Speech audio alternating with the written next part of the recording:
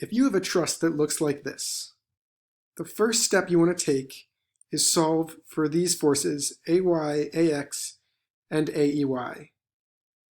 And assuming that all of these members are all 3 meters long, that's easy to do.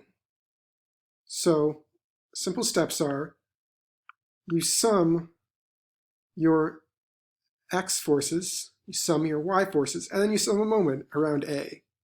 Once you do that, you know your AY, AX, and EY forces, and they're right here. After that, you have to use the method of joints to solve for the forces on all of the members. Doing that can be tedious, so a shortcut you want to use is my Truss Analyzer application. The first step you want to do is you want to make a file, a text file, that contains all the information that you need. So it has 9 nodes, so you list the 9 nodes in each of their locations.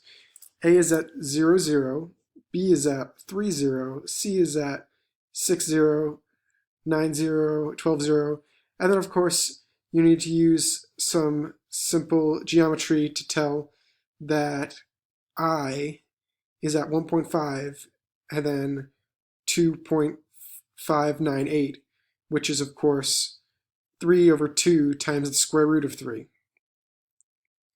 And so once you have all that information, you need to list the amount of members that there are, not just the amount, but which ones are connected. Once you have that, you have the number of reactions, and there are no reactions in this specific one because we've already found the reaction forces, so we're just going to list them as point loads. And so you list all the point loads, and they're right there. And so now that you've done this, you can save it, and you can run the application. The application takes a second to fully compute, but after that, it gives you a nice diagram of the truss, all of the forces on it, and then over here, it lists all the forces and whether they're in tension or compression, and their values in whatever units you want them to be in. So the calculations done by hand here completely match the calculations done by the application.